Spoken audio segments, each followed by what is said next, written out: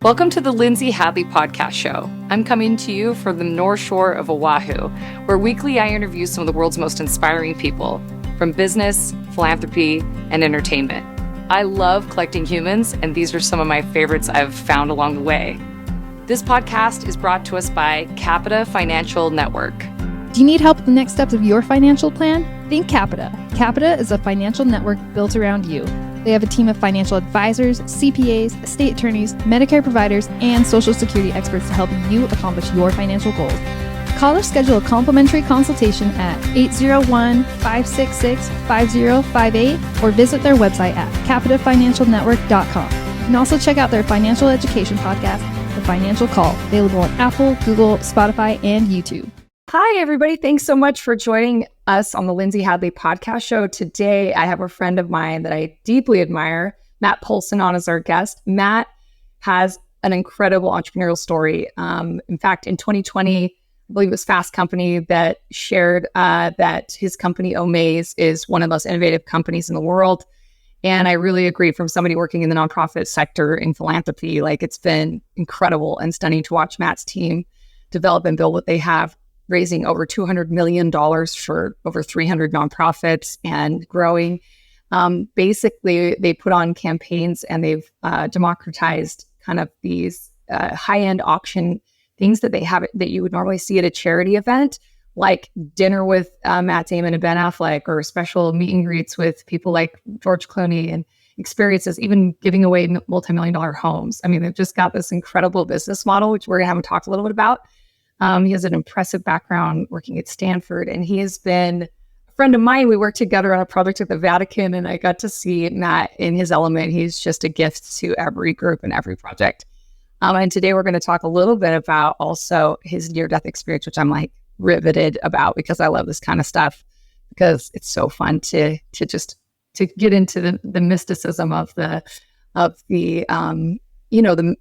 world that we live in, and what happens, why we're here, and what's coming next. And so, Matt, thank you so much for coming on the show. I'm so grateful you made time for us. Thanks for having me, Lindsay. It's good to see you. You too, buddy. So you're living in London right now. Thanks for doing this late your time. And I can see your beautiful Christmas tree. We're in the holiday season, which is so exciting. So, Matt, let's start off with going through your story. I'm sure you've told the story a gazillion times, but I'd love for you to share a little bit, whatever you'd like to, about what led you into being an entrepreneur and choosing to start Omaze, which was just the first of its kind and has been a total disruptor in the charity world. I'm so excited for you to share about it. And I've had the joy of being able to run some campaigns with you, which has been so fun. And your team's impeccable. So excited for you to talk about that. Absolutely. My entrepreneurial journey started actually as a filmmaker. I was really passionate about doing cause content, using storytelling to inspire action, and did a bunch of different projects along those lines. Was one of the first directors on this thing called Live Earth, which was the biggest concert ever thrown. If you remember that, it was on 7 continents in one night. Totally. And we had a bunch of music superstars all over the world.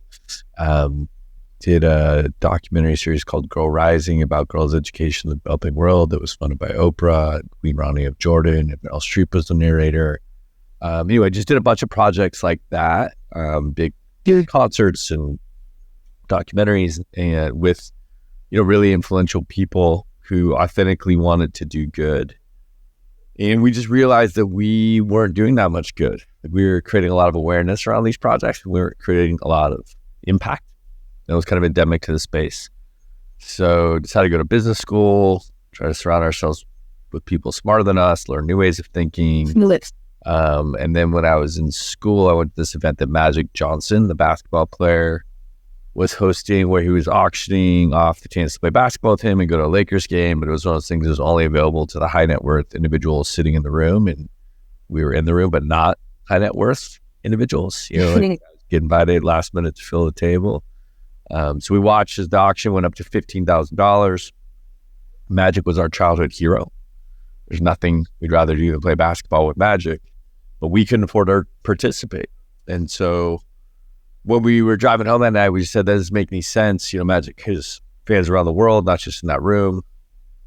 And, at that time, celebrities weren't really on social media, but we said they're going to be on social media and they're going to be able to reach their fans in a whole new way. So if we made it so anybody could donate $10 for the chance to win, you could raise so much more money, so much more awareness, open up a whole new donor base. So that's how the journey started. That's amazing. And so tell us about your first campaign you did. Our first campaign was not a success. Our first campaign was to be a guest judge on the show Cupcake Wars. It raised $780. That's so painful. Yeah.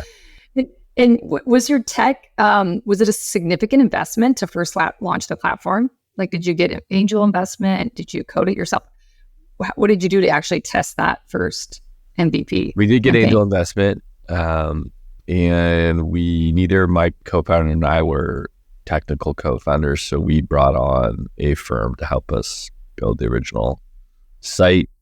And then we hired a developer shortly thereafter to just kind of, but most of that money was really towards just surviving as we were figuring it out the first year. That's amazing. So your first one wasn't a success. When was your first success? And how long did you have campaigns when they were like, technically not a success till you were like, this, okay, we have something, we were right? Took us a while. Our first success, we launched in July of 2012. Our first success didn't happen until really September of 2013. We were almost out of money at that point.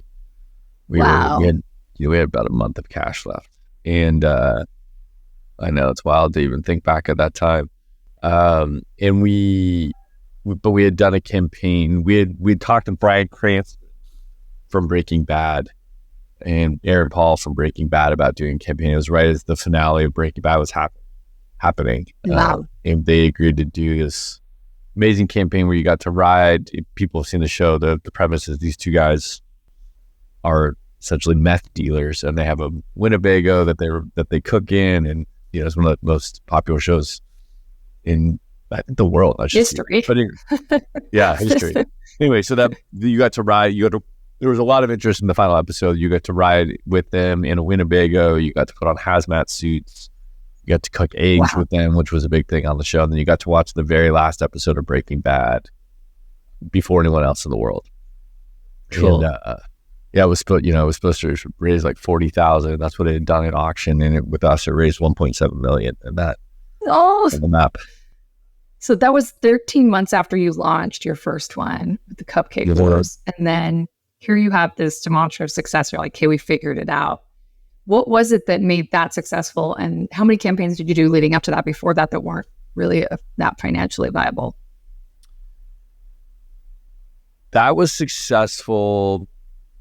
One, because Brian and Aaron are incredible people and they cared passionately about their causes, National Center for Missing and Exploited Children and Kind Campaign, which was Aaron's wife, Lauren, who's also an amazing person, her charity. And so they were really passionate, and therefore they were willing to go above and beyond to spread the word. And so we did a lot of creative stuff that we hadn't done before. We did funny videos. We did Reddit AMAs. We used social for the first time. Aaron had a pretty early adopter on Twitter, or what you call Twitter. And those really drove it. Then we used scarcity. As it was leading up to the final episode, we just kind of harnessed the momentum of the Breaking Bad interest, and it just did really well. Cool. So that was a big part of it. And how many had we done before that? A lot. I mean, we had a lot of failures. We'd probably done 40 or 50 that had not worked. Wow. Yeah. Oh my gosh. Yeah. It was hard going for sure. Yeah. I love hearing this because from the outside, I met you in 2017, but I'd seen Omaze starting 2014. So after you guys had actually cracked your code and you're just this demonstrative success, and it's just these guys came out of nowhere and they're just, this is so smart. And of course, But it's really cool to hear that you kept going. What was it that made you, like, we have a lot of entrepreneurs that listen to the podcast. Like, what was it that made you keep going? Because I know for me, as a serial entrepreneur, I've tried different things. I'm like, yeah, that many 50 slogs at that, I would have been like, all right, this isn't working. Abort mission, and the fact that you were almost out of money, was it the passion, the vision? Was it the fact that you had investor money to return? You're like, I gotta keep going. Like, what was it that kept you keep going at that? And just slugging through all that failure and pain. Yeah, I really do think that we believe deeply in this idea. We believed deeply that this thing could have a massive impact on the world.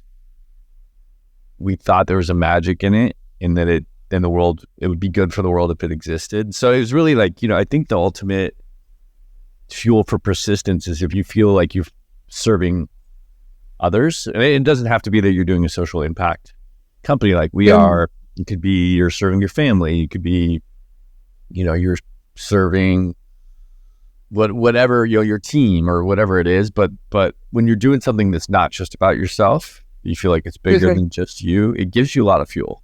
And so I think that really drove us. There's also fear of failure. It also drove us, but it was really that. It's gotten us a lot of ups and downs. It's so incredible. And you've been able to meet such inspired people, the world's kings and queens of culture, I would say. Been a part of transforming people's lives.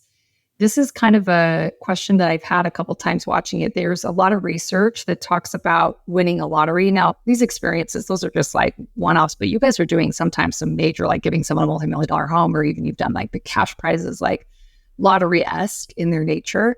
And I'm curious about the impact. Have you followed long-term what happens there? Because, they talk about, like, I can't remember the statistics, but I think it's above 70% of people that win the lottery, they're like bankrupt within the first 5 years or something atrocious. I'm actually pulling that out of the ether, but it's something like that, where it's just like this, where it's like, man, actually it was like really unhelpful for them to have this giant windfall. And I know that's like maybe a tough, hard question, but I'm just wondering if I always light up when I see these videos of people getting on, you guys do your content on social of you delivering the keys to someone and giving them the news. And I'm just like, so much yes, I'm a full body yes. So I'm not a skeptic, but I'm just curious if you have seen people wrestle with that, or you've ever had any thoughts about that, or if you guys have come across that at all. Yeah. The stories you hear about people having won the lottery, being, and then getting in a tough financial position. I think those stories are like a little bit less accurate than they're made out to be when you look at the data, but they do happen. And I think that they do happen differently for someone who wins a massive cash prize than someone who wins a house or a car, or certainly like a celebrity experience. But the most relevant would be the houses, which what we do now. And say if someone's going to win the Powerball, they're talking $100 million. They end up getting every person they've ever met from anywhere in their life kind of comes out of the woodwork and asks them for things. And they have this like liquidity that they can immediately start spending against that maybe they did not have proper, guidance or training on how to use that. That's not really the case when you win a house. It's an illiquid asset. Obviously people sell the house sometimes and will have some cash, but it's not the kind of cash where everybody in their family's coming to ask them for money because they didn't want $100 million. And so, we're only 2 years into the house journey, but we've helped guide our winners. We've kept in touch very closely with our winners. We haven't seen anything like that happen. Cool. A lot of them have been really wise in terms of, a lot of them live in the house, first of all, or they're renting out the house and using it as a, cash flow generating asset. Cool. So we haven't seen that yet, but we're on the lookout for it. That's really cool. That's really, and that makes perfect sense because a house isn't just like where you no longer have have obligations to the world or, make an income or whatever. It's not, that to be a huge lever in someone's life, but it's not the same thing. So that's helpful. How cool is that? So tell me a little bit about what's next for Omaze. You guys have accomplished so much, a couple $100 million for charities. Where do you see the future going? Just keep rinse and repeat, keep doing what you've been doing. They have new innovations and ideas and helps for the platform and the company. Yeah, well, we've actually evolved a lot since you and I caught up. So we no longer do the celebrity experiences or even cars. We just do houses now. Oh, wow. Yeah. And we're only doing it in the UK. I've been seeing them. I assumed it was just one of the things we did. Yeah. Okay. And it's a subscription now. So there's a new house every single month. So we focused on the UK so we could provide customers a new house every single month. It's a subscription. There's a new charity with each house that goes on. And so those charities are netting a significant amount of money each time. Doing really tangible projects with it. We're starting to do things like we're going to do things with Great Ormond Street Hospital here in London, where we're going to be one of the top funders on their pediatric cancer unit. So it's a 5-year commitment. We'll be doing, 5 houses for them. We're raising them a significant amount of money. So we're like doing tangible projects. We're actually building stuff, building schools, playgrounds, like things like that. So that's really exciting. And then creating more and more content around the winners, around the impact, so creating media on top of this kind of economic engine that we've built. That works really well with subscription. And then the vision is to replicate that around the world. So we're looking at new markets next year. So we'll be launching beyond the UK and to many other countries in Western Europe. Cool. Eventually, we want to do it around the world. What made you pivot out of the celebrity experience and into this home model? It's just much more impactful. The celebrity experiences were great, but you never really controlled your own destiny because you relied on someone else's schedule. And we had gotten enough customers with doing the talent model where we felt like we could afford to buy houses, which we couldn't do at the beginning, right? Because we didn't have any customers in our database. And so once we got to enough, we said, okay, we'll start doing things we control. We started with vacations, and then we started doing watches and then sneakers, cars, and then ultimately houses. And then it just took off at such an astonishing rate. Wow.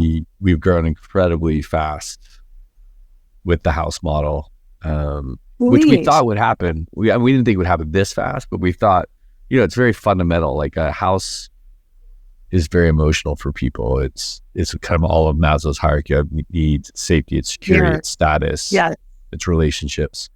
And, whereas winning a celebrity experience changes, maybe your Instagram profile, like winning a car changes your lifestyle, like winning a house changes your life. Bragging rights at a dinner table. Yeah, exactly. Right. And those were fun. We love doing those. But this is just, so the amount of impact we can create per time is like significantly higher than when we were doing tout. So that's where we're focused. That resonates with me. Have you ever done partnerships with builders, like contractors, where they want the marketing for the kind of home they build? Because you do these gorgeous marketing pieces that showcase the caliber of the design and the home and the opportunity. And I could see builders or developers or construction, outfits that are like have a product, so to speak, that they want to showcase. Do you ever partner with them and then they give like a huge discount or do it in kind for the marketing value because of your reach? It's a good idea. We haven't done that yet, but we want to do it in the future. Cool. Talk to me when you want to, because I have a couple friends that I think would really love to do that with you. They're US based, but it would be cool. But I could really see that. Yeah, I think that could be really cool. Are you thinking about bringing this to the US sometime soon? Definitely bringing it back to the US. We don't know when exactly. We're going to start with some other markets that are a little bit more similar to the UK in size first, and then ultimately come back to the US. How friggin' awesome. And then is Omaze 501c3 is it's a for-profit, just the We're benefits? for-profit. Okay, cool. Fabulous. That's so exciting. How big is the company now? Like, what's its size and valuation, and anything you can share? Like, are you looking for onsets of follow-on investment? Is there ways people can be involved in the world? We can't share the valuation, but it's grown a lot. It's really exciting for us. Cool. We are not looking for investment. We're in a good place there. Cool. And we're a pretty lean company from a headcount perspective. We're only 30 people full time, which if you look at our sales per headcount, it's our investors say that's the highest they've ever seen. It speaks to the efficiency of the model. When we were doing celebrities and cars and everything, we had almost 200 people. But when we focused on houses, it was just the time required to do it is much less significant. How neat that you built your audience, though, following what your passion took, and then that led you into this new pivot that you probably could never imagined if you'd started, right?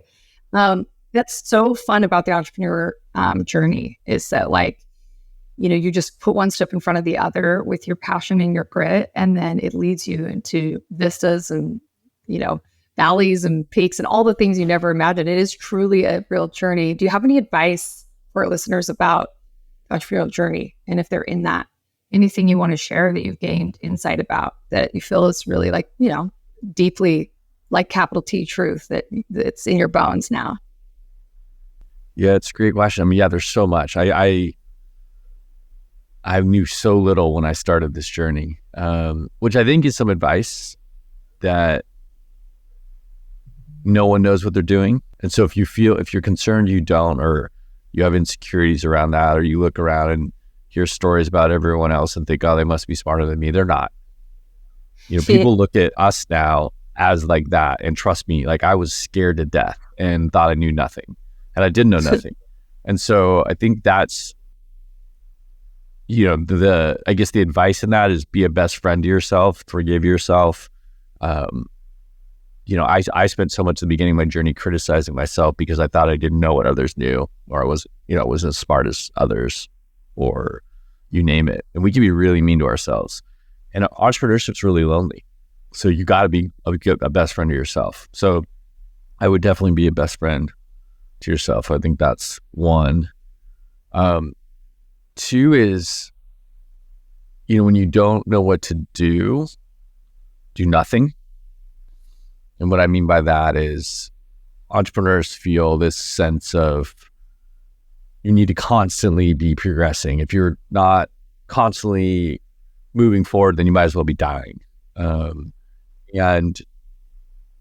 that kind of tenacity and work ethic is obviously very valuable a lot of the time. But sometimes when you face really difficult questions, for us, it was, going from doing celebrities to cars and trips and ultimately houses, choosing to, shut down the US market to focus on the UK and on this house model.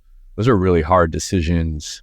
And the answers don't come to you by just working harder. You have to step back and kind of do nothing and get still and get to your own voice, because you'll get a lot of people giving you their opinions, and oftentimes there's a lot of people that are more experienced with stronger track records than you, but ultimately you got to rely on yourself. And so when you don't know what to do in those situations, doing nothing, stepping back, clearing the noise, getting still is really powerful. Amazing advice. Very it's just those are great advices about being human. I was thinking I've been a mom, that's good advice about being a mom, that it's lonely and being kind to ourselves and not being critical, and the idea that when you don't know what to do nothing, just the weight, the surrender, you know what I mean? And the tension between, tenacity and putting your fingers on it, controlling things, and letting it eventualize what it's supposed to be, trusting God or whatever that higher power is, that's a great advice just in general as a human being, which is a good segue into what I want to ask you about next. And I'm mindful of the time, but I'd love, and I haven't been able to, I saw what you posted on social media about your near-death experience. Can you share with our audience what happened to you and anything you can share. I'm just like riveted about these kinds of things. I think because they're of my own faith and my own hope about the afterlife, and everything. I'm just so excited to hear your experience. I'm so glad you're here. I'm so grateful that you're still here doing what you're doing, blessing lives and growing as a person and connecting with me today. So I'd love to hear anything you want to share there. Well, thank you for saying that. I'm grateful to be here too with you. Yeah, what happened was I flatlined for 4.5 minutes. They basically almost cleared me dead. And what had happened was I was born with my stomach twisted in a knot. I was supposed to die when I was born. Wow. And the scar tissue from the surgery they did then broke off kind of freakishly all these years later. It created a bowel obstruction. They didn't know it at the time. And so I went to the hospital and just knew my stomach really hurted. And they did all these tests and they couldn't figure out what it was. And our COO, Helen, had been at the hospital. My parents had been at the hospital, and they sent them home and said, hey, you guys go home tonight and we'll keep Matt overnight. And if he's not better in the morning, then we'll do surgery then. And Helen drove home to our house, pulled into her driveway, and it was, almost midnight at this point. She'd been at the hospital all day, so she was exhausted. And she was going to get out of her car, and something told her to go back to the hospital. Wow. And Helen she's a COO. She's British. She's very serious. She's not like a listen to the cosmos type person. But the voice was undeniable. So she drove back. And if she hadn't driven back, I would have died like 45 minutes later. Wow. Because the machines had not alerted the nurse. And so she went and got the nurse. When you were flatlining, she was there to go tell someone. That's what you're saying. I wasn't flatlining yet. My heart rate had plummeted at this point. Oh, wow. Okay. And she had come in to discover that. And because she knew how to read the machines because she had been in the hospital with her grandmother for weeks. Wow. So she saw that my blood pressure was incredibly, dangerously low. Wow. And so she went and got the nurse. The nurse, like, this can't be right. She went and got the doctor. The doctor took one look, pulled me, they called in the crash team, rushed me into surgery, came out of surgery, and then they said to my mom, the good news is we figured out what it is. It's a bowel obstruction. The bad news is that his heart rate's continuing to plummet. We don't know why. And he's in critical condition. Oh, how scary. Yeah.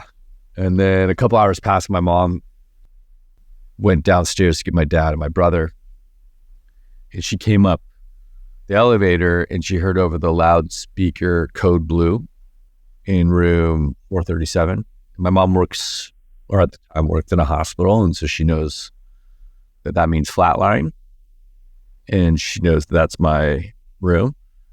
And she got out of the elevator. She rushed down the hall. She got to the door and the nurse said, I'm sorry, you can't come in. This is really serious. And she said, look, I was there when he came in this world. If he's leaving this world right now, I'm going to be in that room. So she let her in the room, and they were doing the flatline, or they were doing the defibrillator, like the paddles that you see on TV, and they were doing the CPR compression, and I wasn't responding. I was flatlined, and my mom started to crumble. It's one thing to lose a child. It's nothing to be there when it's happening. And yes. And my dad was outside with my brother, and this doctor said to another doctor in front of my brother, not knowing it was my brother, that we think we lost this guy. We think he's gone. And so my brother pushed my dad in the room and said, you got to be there with mom. So my dad kind of, if you look at the screen, my mom's face kind of to the my right of the computer, and my dad came in from the left, and my dad was crying so loudly that my mom turned away from me to him to say, like, Gary, you got to be quiet or they're going to kick us out of this room. and when she turned to say that to him, she said she saw something she'd never seen before in a hospital. She said every nurse and every staff member and every doctor in the ICU had just gravitated outside the window. And there was 40 of them. And they looked like this silent church choir, just like sending in this positive energy. And she was so moved by these people that were sending in love to someone that they didn't even know. And it was like a spiritual transformation for her. It just filled her up with strength. And she took a deep breath and she started coaching me. She was like, Matthew David Pohlson, these people are fighting to save your life. They're fighting so hard to bring you back, but you are not fighting hard enough. You need to fight harder, Matthew David Pohlson. You need to fight to come back to us. And they said it was really surreal experience because here's this 65-year-old mom that's not supposed to be in that room. And we've all seen Grey's Anatomy. There's moms in the operating rooms. And the flat line went on for 4.5 minutes. But and oftentimes they don't fight that long. But because she kept fighting, they kept fighting. And then, but at one point, at one point, it's also crazy when I tell the story. I just like can't believe this actually happened. But at one point, she started to think, like, God, this has gone on too long, and I can't believe I'm going to lose my son. And if I lose my son, I'm probably going to lose my husband. And right as her mind was there, the main doctor shook his head as if to say, like, this is done. Oh, no. Yeah. And he turned away. My mom grabbed his arm and said, please don't call it. And right as she said that, he turned kind of back to the machine and said, wait a second, I think we have a pulse. And then they just watched as the machine kind of ticked along. And then all of a sudden, kind of out of nowhere, my eyes opened up. And I just kind of popped up. Wow. And kind of like slowly lifted my right arm and gave a thumbs up. Oh my goodness. That's remarkable. Did you have any consciousness during any of this? Do you remember anything? Did you experience something for yourself, like when you were flatlined? What can you share with us? Yeah, I do have a memory. Basically, what I remember was, it wasn't like you read about on, or you hear about on television where they're like, there's this tunnel of light and you walk towards the light. That was not my experience. Not to say it's not others, but what I experienced was basically every time I tell this, I feel like I do such an inadequate job of trying to explain it, but I'll do my best. Which is, it was the best way I can describe it. It was like I was in this like kind of, it's like if you're deep underwater, if you're watching a submarine movie and they kind of like, they look up at the surface of the ocean, and you can see just a little bit of light coming through. It's dark, but you can see a little light coming through. It was like that. And the water was like this cosmic energy water, where like a lot of traditions say when your ego dissolves, time dissolves, and you feel like both a drop in the ocean and the entire ocean. You're both everything at the same time. That's what it felt like. And it was amazing. Wow. Like, to me, that's love. Like it was everything you want. Love or God, whatever you want to, whatever it is to you, that's what it felt like.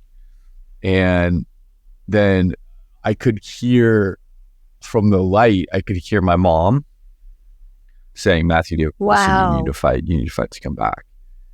And I remember thinking, like, I remember having a choice. I remember thinking, do I go back there or do I stay? And again, this stay like was amazing. It was amazing. But ultimately, I think I'm just still scared of my mom. So I was like, I should go back. So I don't think I have much more explanation than that, but then I remember like, that's amazing. Yeah, I remember having like a conscious thought of like, okay, this is really hard to get back there. But people knew, my friends knew like this was going on. So they were sending me love. And I could feel that. I could feel it. I could see it. I could see that energy, and it was supporting me. And I remember it felt like an endless journey, but that was helping me get there. And if, it felt like it took 4 years to get back up there, not 4 minutes. And then I remember kind of finally getting closer and kind of accelerating, going like through the light, like kind of back, like into the world, and then coming into the room. And I remember very clearly, I can picture it right now, of this, I just seen this wall of faces, which was like the doctors and the nurses through the window, like just looking at me.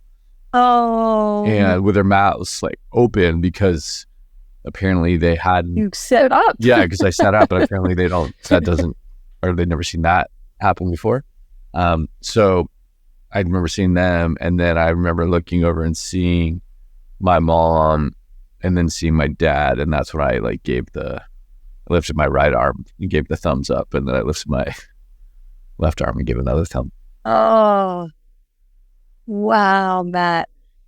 What a beautiful story. And I mean, what I'm hearing from you, which is the hope I have, is that, and the deep belief I have, is that there is consciousness or life or existence after this life, that it doesn't end with death and our brains and heart stopping. And like that, the hope is that is love, right? That we come from love, that we are love, that we're going back to love, right? And does that give you certain peace, or you think about death being imminent in the future, or how does that impact your life now as you operate, or how did that change you in any way, that whole experience? It made me believe a lot of things I didn't believe before that. I would have been like pretty dismissive of someone telling a story about if I heard the same story I just heard, I would have probably not have believed people. And now I obviously do. I just really believe in the power of love at a level that I didn't contemplate. Like I believe optimism and love are superpowers, and they can change the course of things. And the consciousness does extend beyond just our own brains. I think that's starting to become pretty like widely accepted, even like scientific communities. But I think you can change the course of actions with love, and I think you can tap into this level of like kind of the fundamental substrate where all energy is together. I think it's available to all of us, and therefore there's a lot you can do to heal and change the course of events. How beautiful is that? So have you now found yourself tapping into that metaphysical reality more in your day to day? Do you bring that supernatural into the natural in your life? Do you find you're trusting intuition and love and energy and connection and all of that deeper? It sounds like you now believe that, but is it actually, do you feel it like realized in your life in a demonstrative way? I do. I mean, I'm not always able to do it. Sometimes I fall prey to all the things that we fall prey to as humans, but I'm very clear now that the opposite of love is not hate, it's fear. So I think every choice in life is a choice between love and fear. And so I work really hard to choose love and operate from a place of love, and to share love, and to tell people that I love them. I've learned techniques to, when I do go to those places of fear, where your amygdala spikes or your cortisol spike or whatever it is, that, you can work through that. You can breathe through that. You don't need to go through a near-death experience to experience all of this. It's like right there with our breath, has been forever, and traditions have been using that forever. And so those same experiences are available totally naturally. How cool is that? Well, this is a beautiful way to end it. One of the things that I constantly find myself learning, and I love when you said choosing love, because having my own struggles with like codependency or fawning is like a way to get love. I have given love a lot to get love. I do things for love. instead of from love. And I'm learning the difference to really find that it can be counterfeit. You know what I mean? And so things that I thought were kind or nice or placating or pleasing to like, because I love somebody, actually was driven by fear in many instances to get love from them. You know what I mean? Yeah. Afraid they would abandon me, afraid they wouldn't love me. And so the learning, the beauty of like surrendering into that, like, I am love. There's nothing to fear.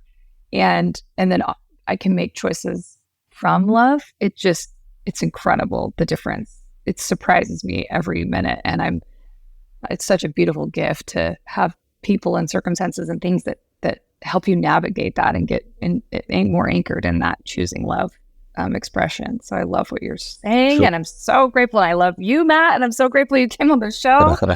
Thank you so much again for coming on. And just we're looking forward to having a chance for those of us that are U.S. listeners for when you end up in our backyard. But if not, can people from the U.S. win a UK home? Can they still participate? They can't just have now. a vacation property? No, they can't. You have to be in the UK. But we'll be back. We'll be back to the US. No problem. Can't wait for it. All right. Give me a call when you're ready. I love it, my friend. Thanks so much for coming on the show, Matt. Do you need help with the next steps for your financial plan? Think Capita. Capita is a financial network built around you. They have a team of financial advisors, CPAs, estate attorneys, Medicare providers, and Social Security experts to help you accomplish your financial goals. Call to schedule a complimentary consultation at 801-566-5058 or visit their website at www.capitafinancialnetwork.com. You can also check out their financial education podcast, The Financial Call, available on Apple, Google, Spotify, and YouTube.